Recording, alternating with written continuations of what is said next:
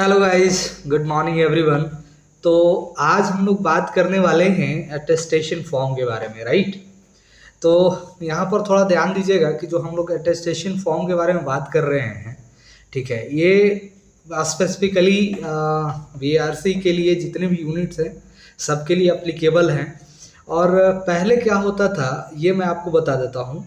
पहले का जो सिचुएशन था, ठीक है, वो पहले ऐसा सिचुएशन था कि पहले ऑनलाइन फिल होता था, राइट। क्या होता था, ऑनलाइन में फिल कर दिया जाता था, उसके जो बीआरसी का जो साइट है वहाँ पर फिल होता था और उसको फिल करके प्रिंट करके जो है 2 कॉपी 3 कॉपी जितना कहा जाता था उतना कॉपी आपको बना लेना होता था, राइट।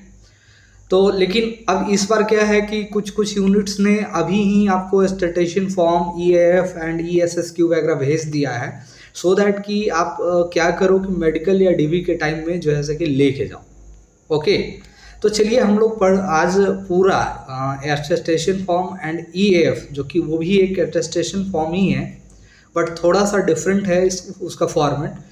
तो उसके बारे में हम लोग देखेंगे कि क्या क्या फिल करना है, कैसे फिल करना है, कहाँ फिल करना है, उन सब के बारे में, राइट। ओके, तो चलिए स्टार्ट करते हैं हम लोग स्टार्ट से। और वन मोर थिंग, जो पुलिस वेरिफिकेशन सर्टिफिकेट वगैरह था उसके बारे में मैंने डिटेल वीडियो बना दिया है, उसका लिंक मैं आई बटन में दे दूंगा, ठीक है। आई बटन में आपको मिल जाएगा, वहाँ से आप उसको देख सकते हैं, आई बटन में आपका वीडियो है वो। ओके, तो ये हो गया।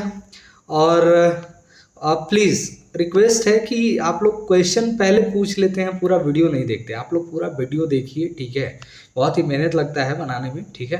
पहले उसको देखिए, उसके बाद क्वेश्चन पूछिए, क्योंकि सारे क्वेश्चंस का आंसर ऑलमोस्ट मैं वीडियो में कर देता हूँ। हाँ, एक दो रह गया होगा तो अलग बात है। ओके, और हमारे साथ जुड़ने के लिए आप टेलीग्राम से जुड़ सकते हैं, उस टेलीग्राम ग्रुप का लिंक इस वीडियो के डिस्क्रिप्शन में होगा। आप इंस्टा पे मुझे फॉलो कर सकते हैं, उसका भी लिंक जो है इस वीडियो के अंत में होगा। और वन मोर थिंग, अगर इसके अलावा भी और कुछ डाउट्स हैं, ठीक है,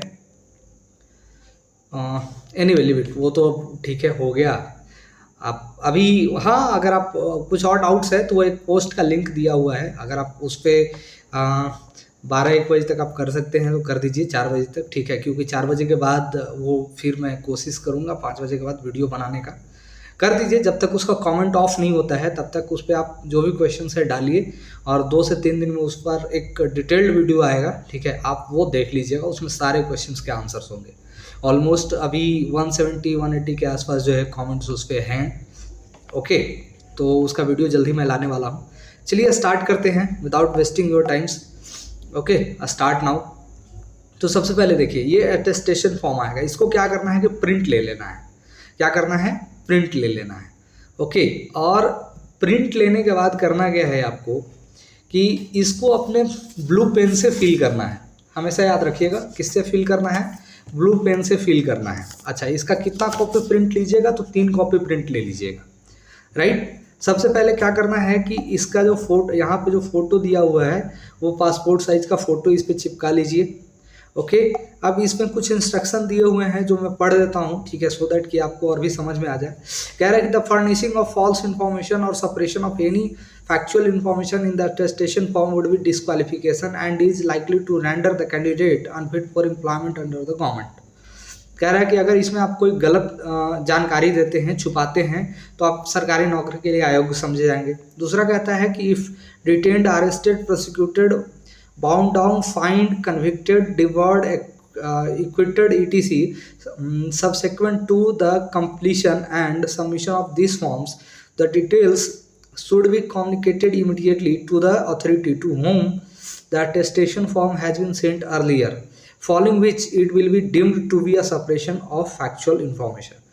अब देखिए, अगर मान लेते हैं कि इस डाटा को भरने से पहले अगर मान लेते हैं कि आपको कभी अरेस्ट वगैरह किया गया हो, ठीक है, नज़रबंद किया गया हो, या किसी केस में आपका नाम दिया गया हो, या प्रतिबंधित आपको किया गया हो, या आप पे जुर्माना लगाया गया हो, या दंडित किया गया हो, तो उसकी जो है जानकारी इसमें आपको देना है, छिपाना नहीं है। अगर आप छिपाते हैं तो वो लोग ये समझेंगे कि आप गलत इन्फॉर्मेशन दे रहे हैं, ठीक है, और आपको डिस्क्वालीफाई कर दिया जाएगा, राइट। चलिए उसके बाद देख लेते हैं। नेक्स्ट कहता है कि if the fact that false information has been furnished or that there has been suppression of any factual information in attestation form comes to notice at any time during the service of person, his service would be liable to be terminated. अगर मान लेते हैं कि आप क्या करते हैं कि कोई फॉल्स इन्फॉर्मेशन दे देते हैं, राइट, तो फॉल्स इन्फॉर्मेशन देने के टाइम में क्या होगा कि आपको बाद में अगर पता चलता है तो आपको टर्मिनेट किया जा सकता है। समझ गए बात को, क्योंकि ऐसा हो चुका है। पहले क्या था कि डायरेक्ट जो है ऐसा कि ज्वाइनिंग करा ली जाती थी, फिर बाद में वेरिफिकेशन कराया जाता था। लेकिन एक बच्चे पर क्या हुआ कि एफआईआर था, उसने क्या किया, एफआईआर का इन्फॉर्मेशन नहीं दिया और वो डायरेक्ट ज्वाइन कर लिया।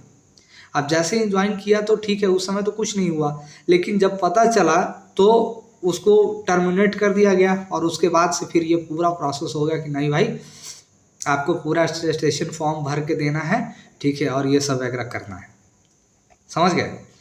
तो ये सब चीज़ें हैं, अभी प्रोसेस में हैं, तो कोई भी गलत इन्फॉर्मेशन मत डालिएगा, ठीक है, सही इन्फॉर्मेशन डालिए, ठीक है। अगर कुछ प्रॉब्लम्स हो रहा है तो आप डायरेक्ट उनसे भी कॉन्टेक्ट कर सकते हैं, आप हमसे भी अगर कुछ जानना चाह रहे हैं तो पूछ सकते हैं, राइट। चलिए अब स्टार्ट करते हैं, कैसे फिल करना है, क्या भरना है, ठीक है। तो यहाँ पर देखिए, सबसे पहले अपना सरनेम डाल देना है और यहाँ पे अपना नेम डाल देना है। जैसे मान लेते हैं कि कोई जैसे मान लेते हैं कोई राम सिंह है, श्याम सिंह है, कुछ भी है, तो यहाँ पे लिख देगा सिंह, यहाँ पे लिख देगा राम, ठीक है। जो भी अगर सरनेम लगाते हैं तो सरनेम लिखिए, नहीं लगाते हैं तो डायरेक्ट अपना नाम लिख दीजिए, ओके। उसके बाद आपको प्रेजेंट एड्रेस, यहाँ पर आपको प्रेजेंट एड्रेस डाल देना है, जो भी आपका घर का एड्रेस है उसमें आपको सब कुछ लिखना है। विलेज लिखना है, पुलिस स्टेशन लिखना है, पोस्ट ऑफिस लिखना है, हाँ, डिस्ट्रिक्ट लिखना है, स्टेट लिखना है। अगर कोई सिटी वगैरह में रहते हैं, ठीक है, तो उनके लिए क्या होता है, रोड नंबर होता है, बिल्डिंग्स नंबर होते हैं, उसमें क्वार्टर्स नंबर होते हैं। तो कंप्लीट एड्रेस आपको लिखना है। फिर यहाँ पे आपको अपना नंबर लिख देना, फिर इसमें जो है नंबर लिखना है। अगर आपके पास टेलीफोन लैंडलाइन है घर पे तो वो लिख सकते हैं, मोबाइल नंबर लिख सकते हैं, ठीक है, और ईमेल आईडी आपको लिख देना है, राइट। उसके बाद देखिए, उसके बाद जो है आपका ये आपका परमानेंट एड्रेस, यहाँ पर आपका परमानेंट एड्रेस जाएगा, जो भी आपका परमानेंट एड्रेस है, ठीक है, वो पूरा डिटेल्स आपको डाल देना है। फिर से वही परमानेंट एड्रेस पे अगर गार्जियन वगैरह हैं या आप अपना नंबर डालना चाहते हो तो डाल सकते हैं, गार्जियन का भी नंबर डाल सकते हैं। गार्जियन का इसलिए मैं बोल रहा हूँ क्योंकि कभी कभी क्या होता है कि जो वेरिफिकेशन होता है उस टाइम आप ऑफिस में होते हैं, तो उस पर फ़ोन जाएगा तो आपके गार्जियन पिक करेंगे, राइट, ठीक है। तो ऐसा नंबर डालिएगा जो चालू रहे। नेक्स्ट देखते हैं हम लोग। नेक्स्ट कहता है कि यदि आप पाकिस्तान या बांग्लादेश या पहले पूर्व पाकिस्तान के मूल निवासी हैं तो वहाँ का पता और भारत संघ में देशांतरण प्रवर्जन की तारीख, मतलब कि अगर आप पाकिस्तान या बांग्लादेश के हैं तो वहाँ पर आपका मूल एड्रेस क्या था, परमानेंट वहाँ पे जो एड्रेस था वो क्या था, और भारत में आप कब आए उसका डेट आपको लिखना है कि हाँ भाई हम भारत में प्रवर्जन की तारीख इतना तारीख है ना। अगर कोई है तो लिखिए, नहीं है तो ज़रूरत नहीं है, जो नहीं है उसको छोड़ देना है, ठीक है, या नॉट अप्लीकेबल वहाँ पे कर देना है एन, ओके। मतलब हो गया कि अगर आप एन लिख देते हैं तो इसमें और कोई डाटा फिल नहीं कर पाएगा, राइट। आगे देखिए, अगर आपके पास कोई पासपोर्ट वगैरह है तो उसका डिटेल्स डाल सकते हैं, नहीं है तो आप एन लिख सकते हैं, नॉट अप्लीकेबल कर सकते हैं, ओके। उसके बाद आगे आते हैं। उसके बाद देखिए, ये कह रहा है कि उन स्थानों का ब्यौरा जहां पिछले 5 वर्षों से अधिक समय तक रहे हैं। यदि विदेशों में पाकिस्तान या बांग्लादेश रहे हो तो उन स्थानों का ब्यौरा दीजिए जहां आप 1 वर्ष से अधिकतम समय तक 21 वर्ष की आयु होने के बाद रहे हों। कहने का मतलब यह है कि सबसे पहले कि जैसे देखिए, मान लेते हैं कि बच्चा लोग कहीं तैयारी करता है, ठीक है, तो वो तैयारी करने का एड्रेस देगा, ठीक है, या कहीं जहाँ रह रहा है, ठीक है, मामा घर रहा हो ना या अपने खुद के घर पे रहा हो तो वो एड्रेस देगा। अगर मान लेते हैं कि कोई बच्चा जो है वो पाकिस्तान या बांग्लादेश से यहाँ आया है या पाकिस्तान या बांग्लादेश में रह चुका है 5 साल के अंदर में, है ना, तो वो क्या करेगा कि वहाँ का एड्रेस देगा पूरा, ठीक है। वो भी कब होना चाहिए, 21 साल के बाद का। अगर 21 साल से पहले आप रहे हैं, ठीक है, तो उसमें तो ऐसा कुछ नहीं लिखा है, बट 21 साल के बाद अगर आप पूरा कर लिए हैं और उसके बाद आप कहीं रहे हैं वहाँ पे जाके, तो आपको एड्रेस देना है। अब इस एड्रेस में क्या क्या लिखना है थोड़ा देख लीजिए। सबसे पहले कि आप कब से वहाँ रह रहे थे इसमें डाल देना है, फिर आप कब तक वहाँ रहे, ठीक है, ये डाल देना है। फिर यहाँ पर पूरा एड्रेस डाल देना है कि भाई हम ये एड्रेस है, ठीक है। उसके बाद क्या है कि वहाँ ये जो एड्रेस डाले हैं उसका डिस्ट्रिक्ट कौन सा है, डिस्ट्रिक्ट हेडक्वार्टर कहाँ पे है ना, तो ये मेंशन कर देना है, ठीक है। अगर एक कॉलम में नहीं हो रहा है तो आप 2 कॉलम में भी लिख सकते हैं कि यहाँ से यहाँ और हमारा घर ये है, डिस्ट्रिक्ट ये है, ऐसे करके 2 कॉलम भी यूज कर सकते हैं, कोई दिक्कत नहीं है, ठीक है। थोड़ा स्पेस देके लिखिएगा अच्छे से, ठीक है, जो कि इंफॉर्मेशन क्लियर हो तो आपके लिए बेहतर रहेगा। ये हो गया। उसके बाद देखिएगा यहाँ पर जो है आपके गार्जियंस वगैरह के लिए इन्फॉर्मेशन है, ठीक है। जैसे कि आपके फादर, उनका नाम क्या है, अगर कोई उपनाम है, जैसे क्या होता है कि कभी कभी होता है कि फलाना सिंह राम सिंह, राम सिंह को ही श्याम बाबू भी कहते हैं, तो यहाँ पर लिख देना है, या मोहन कहते हैं, सोहन, जो भी कहते हैं वहाँ पे लिख देना है। प्लस में कि आपके फादर का जो नेशनलिटी है, ठीक है, वो जन्म से और अभी क्या है, इंडियन है तो इंडियन लिख देना है, ठीक है।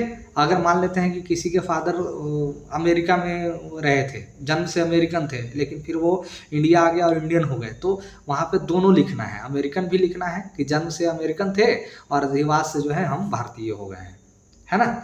या अगर मान लेते हैं कि कोई भारत में रह के विदेश में चले गए हैं जिनके फादर, तो वो भी लिख देना है, ठीक है। उसके बाद उनका प्लेस ऑफ बर्थ, ठीक है, अगर वो कोई जो उनका ऑक्यूपेशन है वो आपको दे देना है। प्लस में कि क्या करना है कि उनका ऑफिशियल एड्रेस लिख देना है। अगर ऑफिशियल एड्रेस पूरा नहीं हो पा रहा है तो छोटा जो मतलब जो इम्पोर्टेंट पार्ट है, ठीक है, जैसे कि आप पूरा तो इसमें भर नहीं सकते हैं, तो सपोज मान लो कि पटना में कहीं रहते हैं, है ना, दानापुर में रहते हैं, तो पूरा लिखने की जरूरत नहीं है, दानापुर पटना बिहार करके हो जाएगा। ओके, फिर अभी आपके कहाँ रहते हैं, अगर मान लेते हैं कि वो डेड हो गए हैं तो उनका पिछला एड्रेस जो था, प्रेजेंट पोस्टल एड्रेस जो भी था, वो आप लिख सकते हैं यहाँ पे। ओके, फिर आपका घर का अस्थायी पता, ठीक, तो ये सारी चीज़ें हो गई।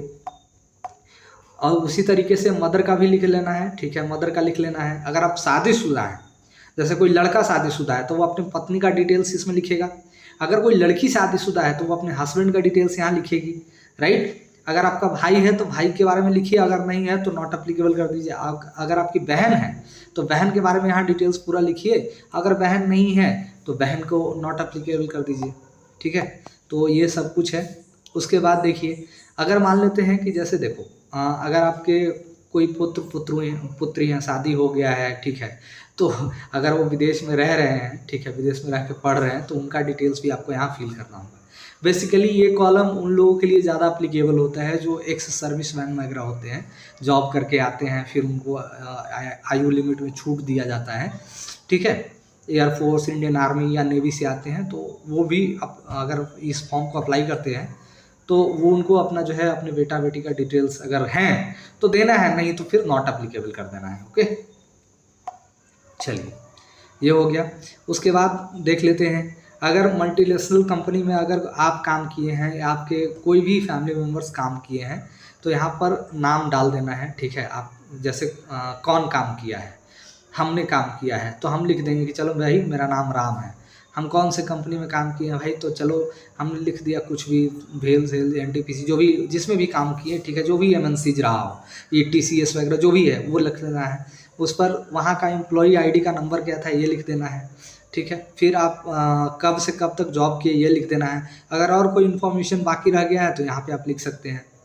फिर फादर्स का नाम यहाँ लिख देना है, फादर्स थे नहीं थे, मतलब कौन से कंपनी में थे, अगर नहीं है तो नॉट अप्लीकेबल कर देना है, ठीक है। अगर कोई जॉब नहीं किए हैं तो सीधा नॉट अप्लीकेबल पूरे में कर देना है।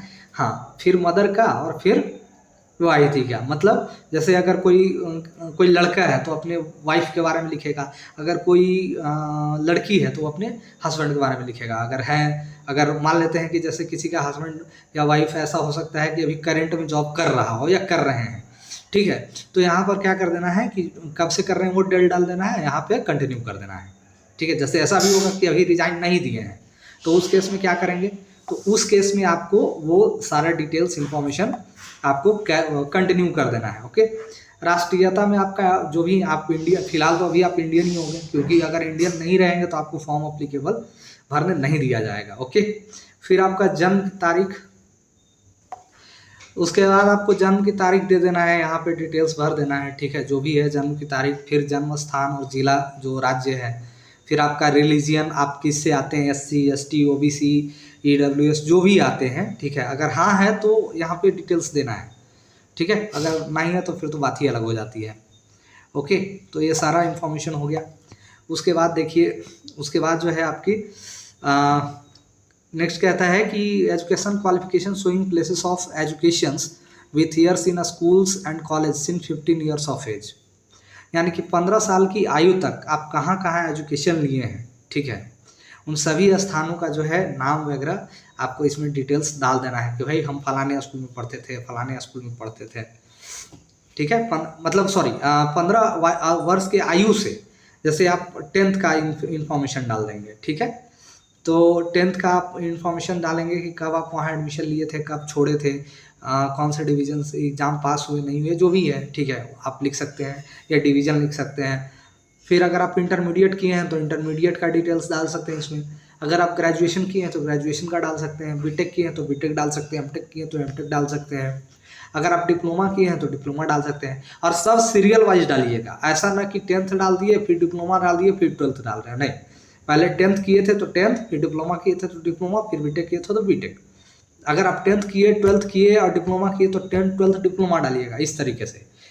अचानक से मतलब जंप करके नहीं लिखना है, ओके। तो 15 साल के आयु जितना है, 15 साल के आयु मतलब आप 10th माना जा रहा है कि 10th के बाद से जो जो आपका है वो सारा इन्फॉर्मेशन देना है, ओके। तो ये हो गया। उसके बाद है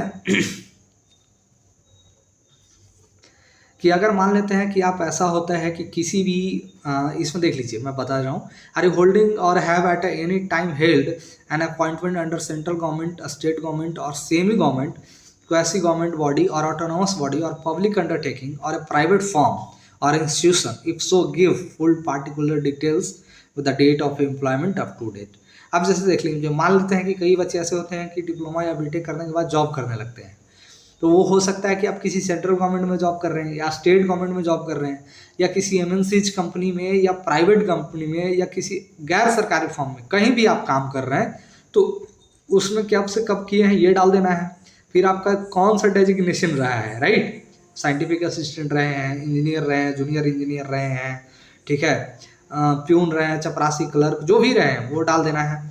दूसरा, आपका ऑफिस, आप किसके अंदर काम किए हैं, इसरो में काम किए हैं, डीआरडीओ में काम किए हैं, या स्टेट गवर्नमेंट में किसके अंदर, जैसे बीएसपीएचसीएल हो गया, या और भी जो है, जो भी ऑर्गेनाइजेशंस है, ठीक है, वो सारा आपको डाल देना है, ठीक है। आपने प्रीवियस जॉब क्यों छोड़ा ये भी आपको डालना है। अगर आपने 3-4 किया है तो 3-4 डाल देना है, जो भी रीज़न है आपको रीज़न यहाँ मेंशन कर देना है, राइट। तो ये हो गया आपका, ठीक है। उसके बाद देखिएगा, उसके बाद अगर कहता है कि अगर आप मान लेते हैं कि कोई पर्सन है जो डिफेंस में रह चुके हैं, तो डिफेंस में सेवा किए हैं, तो उनका सर्विस नंबर, ठीक है, सर्विस नंबर और उनका जो ऑफिस रहा था, जो जहाँ पे उनका रिकॉर्ड रखा जाता है, ठीक है, सर्विस बुक रखा जाता है, उसका एड्रेस यहाँ पे डिटेल्स आपको दे देना है, राइट। तो ये ध्यान देने वाली बात है, खास करके जो सर्विसमैन है उनके लिए, service number with office address, okay. चलिए नेक्स्ट देखते हैं। नेक्स्ट कहता है कि previous employment was under the government of India, a state government and undertaking owned और controlled by the government of India और state government and autonomous body, university और local body, if you had left service on giving month notice under rules 5 of the central government services rules 1965 or any corresponding rules where any disciplinary proceeding framed against you or you had been called upon you to conduct any matter at the time of gave notice of termination of service। तो कहने का मतलब ये है कि अगर आप जो सिविल सेवा या स्थायी सेवा निगम 1965 का जो रूल्स है, ठीक है, अगर उसके अंतर्गत, ठीक है, किसी भी आप भारत सरकार, राज्य सरकार या किसी भी ऑर्गेनाइजेशन में अगर आप काम किए हैं और आपको महीने का नोटिस देकर सेवा छोड़ी थी या आपके अगेंस्ट कोई डिसिप्लिनरी एक्शन हुआ है, तो आपको यहाँ पर मेंशन कर देना है, राइट। नेक्स्ट देखेंगे, आप जो है कुछ सवाल का जवाब दे देना है, जैसे कभी आप अरेस्ट हुए हैं या नहीं हुए हैं, ठीक है, तो ये दे देना है, आप पर मुकदमा चला है क्या, या आपको नज़रबंद किया गया है क्या, या आप कभी बंदी बनाए गए हैं क्या, या आप कोई भी कोर्ट ऑफ लॉ के अंतर्गत जो है आपको विधिक न्यायालय में जो है जुर्माना भरना है आपने, तो वो आपको बता देना है, ठीक है। या कोई भी आपने विधि न्यायालय में आपको जो है आपको मतलब दोषी करार दिया गया है, तो वो डिटेल्स देना है। या किसी भी एग्जामिनेशंस में आपको रेस्टिकेट वगैरह किया गया है माल प्रैक्टिस के लिए, ठीक है, तो वो हाँ या ना में आपको रिप्लाई दे देना है ना। या जैसे स्टेट पीसीएस या यूपीएससी वगैरह में जो है आपने अगर आपको रेस्ट्रिकेट किया गया है या डिस्क्वालीफाई, मतलब कभी आपको रोका गया है हमेशा के लिए, ठीक है, तो वो सारे जो है ये इन्फॉर्मेशन आपको दे देना है। इसमें आपके अगेंस्ट कोई केस वेस तो नहीं है, ठीक है, कोई प्रोसीडिंग्स तो नहीं चल रही है ना। तो ये सारा इन्फॉर्मेशन हाँ या ना में जो है आपको जवाब दे देना है, और कोई भी इन्फॉर्मेशन हाइड नहीं करना है, क्योंकि अगर आप हाइड करते भी हैं, ठीक है, तो आपको तब भी जो है आपको आईबी वाले तो पकड़ के आपको डिस्क्वालीफाई कर ही देंगे। अगर बाद में भी पता चलता है तो आपको बाद में भी हटा दिया जाएगा, राइट। यस या नो जो भी है वो, अगर हाँ है ना है जो भी है यहाँ पे हाँ या ना में टिक आउट कर देना है, ठीक है, स्ट्राइक आउट कर देना है। उसके बाद देख लीजिए, उसके बाद क्या करना है कि जैसे अपने इलाके के जो 2 पर्सन होंगे, ठीक है, जो आपको जानते होंगे, तो उनका नाम, एड्रेस, उनका मोबाइल नंबर, ईमेल आईडी दे देना है, ठीक है। तो अभी इससे क्या होता है कि इनको कॉल जाएगा, ठीक है, कभी कभी एक ही नंबर को कॉल करके छोड़ देता है, कभी दोनों को कॉल करके इंफॉर्मेशन लेता है, ठीक है। तो वैसे लोगों को दीजिएगा जो आपको जानते हों, ठीक है। आप अपने टीचर्स का दे सकते हैं, कि 2 टीचर्स का दे दीजिए, ठीक है, जो आपको जानते हो पर्सनली, या अपने वो किसी रिलेटिव का दे सकते हैं जो आपका रिलेशन उनसे अच्छा रहा हो, ठीक है। तो वो सब चीज़ें आप देख लीजिएगा एक बार, ओके। नीचे जो है आपको क्या करना है कि यहाँ पर आपको सिग्नेचर कर देना है, फिर आपका डेट और प्लेस डाल देना है, ठीक है। डेट और प्लेस आप अपन जब भी मन हो तब का डाल सकते हैं, ऐसा कुछ रीज़न नहीं है। तो बेसिकली आप अपने घर का ही प्लेस डालिएगा, ठीक है, और डेट जो है डॉक्यूमेंट वेरिफिकेशन से पहले का आप डाल दीजिएगा, राइट। तो ये सारी चीज़ें हो गई, या वहाँ पे भी जाके कर सकते हैं, कोई दिक्कत नहीं है, क्योंकि इसमें तो किसी से साइन लेना नहीं है, आप ही का साइन करना है। उसके बाद जो है आपको आइडेंटिटी सर्टिफिकेट के लिए जो है आपको एक एप्लीकेशन है, ठीक है। इसमें आपको क्या करना है ये देख लीजिए, ठीक है। इसमें किसी भी ऑफिसर से साइन करा लेना है, ठीक है, जो कि गजेटेड ऑफिसर होना चाहिए सेंट्रल या स्टेट गवर्नमेंट में, ठीक। या आप अपने जैसे कि आप अपने जो आपके सांसद या विधायक हैं उनसे भी करवा सकते हैं। सिर्फ इसमें मैं बता रहा हूँ, ऐसा नहीं कि वो सब जगह कर देंगे, क्योंकि इसमें लिखा हुआ है कि member of parliament and state legislator कर सकते हैं, या आपके जो डिस्ट्रिक्ट में एसडीएम या एसडीओ होंगे वो कर सकते हैं, तहसीलदार होंगे वो कर सकते हैं, ठीक है, या आपके जो कॉलेज या स्कूल रहा है उनके प्रिंसिपल कर सकते हैं, तो इस पर वो लोग साइन कर सकते हैं, ठीक है। या ब्लॉक जो बीडीओ वगैरह होते हैं, या पोस्ट मास्टर, या जो पंचायत निरीक्षक होता है वो भी कर सकता है। अब यहाँ पे करना क्या है कि आपको अपना नाम लिख देना है, ठीक है। क्या करना है, आपको अपना नाम लिख देना है, अपना फादर्स नेम लिख देना है, ठीक है। और आपको वो कितने साल से जानते हैं, ठीक है, ये डिटेल्स आपको लिखना है, ठीक है, कि भाई वो 6 महीने से आपको जानते हैं या बाय बर्थ से जानते हैं, जो भी जानते हैं आप उनसे यहाँ पे डिटेल्स फिल करवा लीजिएगा, ठीक है। प्लस में कि उनका जहाँ ऑफिस होगा उनका स्थान हो जाएगा, और डेट जिस डेट में वो साइन करेंगे यहाँ पर उनका साइन हो जाएगा, और प्लस में कि उनका जो पोस्ट डेजिग्नेशन जो भी एमपी हैं, एमएलए हैं, बीडीओ हैं, एसडीएम हैं, एसडीओ हैं, सीओ हैं, जो भी हैं, पोस्ट मास्टर हैं या पंचायत इंस्पेक्टर हैं, जो भी हैं, यहाँ पर अपना एड्रेस दे देंगे और अपना पोस्ट का नाम लिख देंगे, राइट। इतना करना है, ठीक है। और उसके अलावा जो है ये to be filled by the office, तो ये आपको भरना नहीं है, ये आपको आपके ऑफिस वाले भरेंगे, ठीक है, तो ये छोड़ देना है। तो ये जो है ये टोटल जो है अटेस्टेशन फॉर्म है।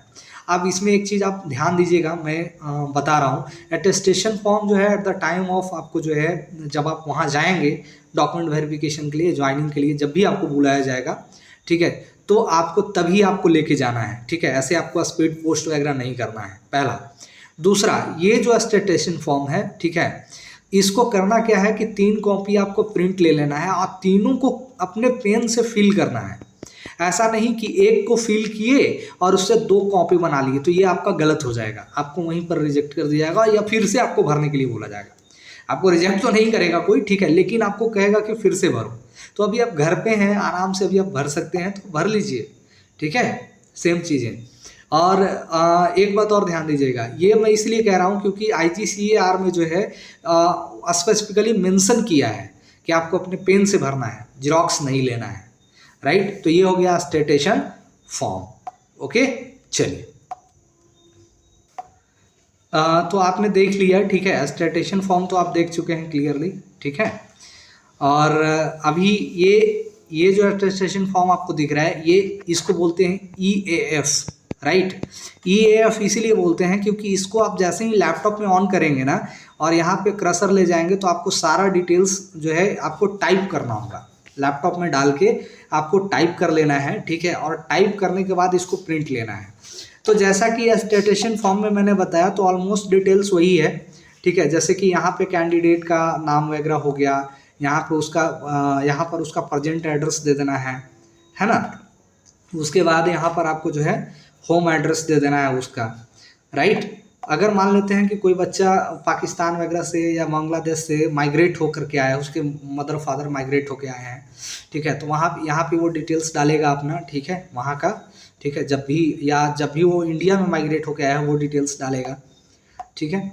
उसके अलावा क्या है कि आपको जो है Aadhaar number, PAN number, nationality Indian, date of birth, आपका प्रेजेंट एज कितना है, एज एट मैट्रिकुलेशन, राइट, ये सारे डिटेल्स आपको भर देना है। प्लेस ऑफ बर्थ, ठीक है, और जहाँ आपकी जन्म हुई थी। जैसे क्या है कि कई बच्चे ऐसे होते हैं कि अपने मम्मी पापा के साथ रहते हैं बट उनका ओरिजिन जो है किसी और स्टेट में होता है। जैसे मान लो कि बिहार में है ना, और उसके मम्मी पापा मान लो कि आंध्रा में काम कर रहे हैं या तेलंगाना में काम कर रहे हैं, तो उनका बर्थ अगर तेलंगाना में हुआ है तो लिख देना है कि भाई हमारा बर्थ जो है तेलंगाना में हुआ है, और फलाने जो भी है जहाँ पे प्लेस हुआ है, जिस हॉस्पिटल में हुआ है, ठीक है, या जिस डिस्ट्रिक्ट में हुआ है, और उसके मम्मी पापा जिस स्टेट या डिस्ट्रिक्ट से बिलोंग करते हैं यहाँ पे वो डाल देना है, ठीक है। वो लड़का जो बिलोंग करता है ये डाल देना है, और जहाँ पे उसका बर्थ हुआ है ये डाल देना है, राइट। तो समझ गए, ओरिजिनली आप कहाँ से बिलोंग करते हैं वो भी डालना है, और आपकी जन्म जहाँ हुआ है वो भी डालना है, राइट। हालांकि जनरल डिप्लोमा के बच्चा का हाल वही है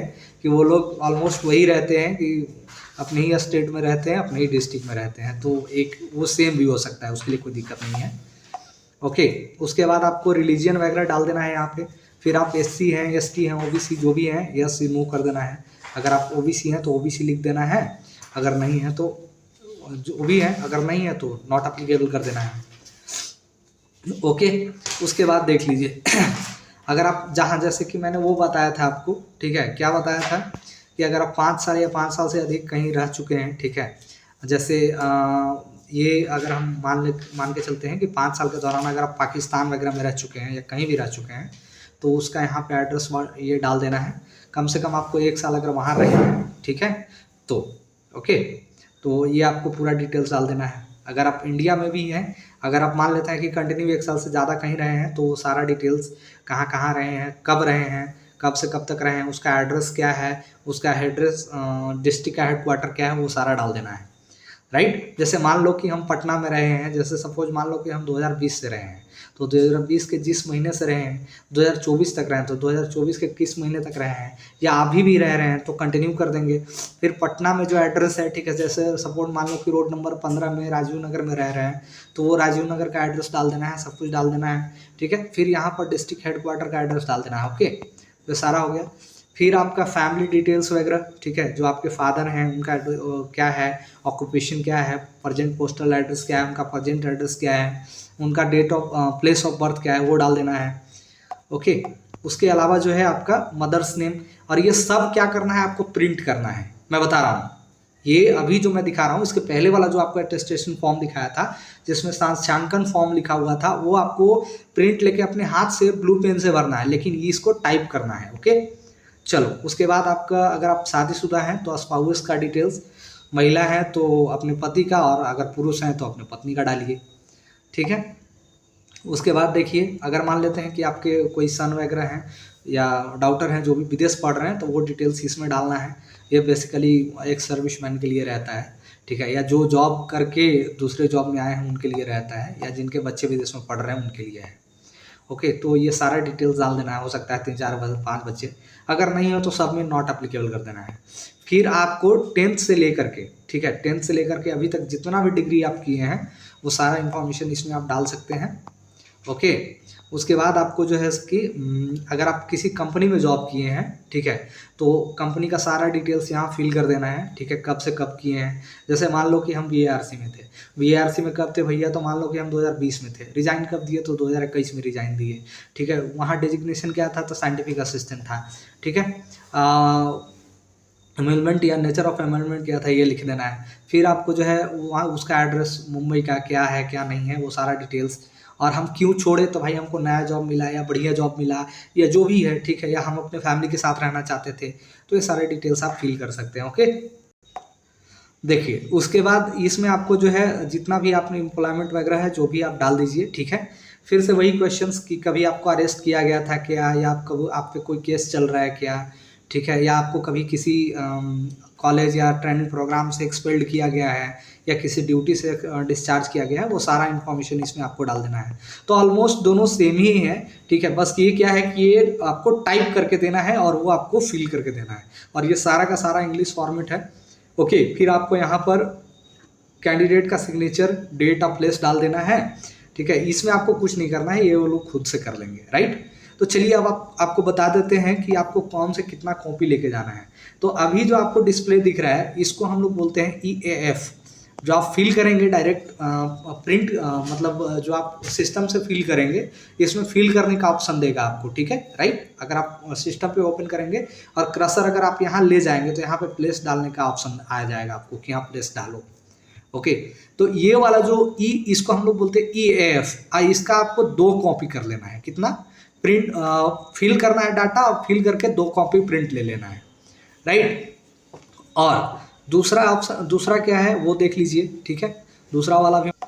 और जिस पे साक्षांकन फॉर्म लिखा हुआ है, ठीक है, देख लीजिएगा, स्टेटेशन फॉर्म लिखा हुआ है, ये वाला जो है आपको 3 कॉपी क्या करना है, पहले इसको प्रिंट लेना है और ब्लू पेन के साथ इसको भर के और तीनों पे एक एक फोटोग्राफ चिपका देना है, समझ गए। और भेजना नहीं है, अपने पास रखना है, ठीक है। जब आप वहाँ जाइएगा मेडिकल के लिए या ज्वाइनिंग के लिए तब आप लेके जाइएगा, समझ गए।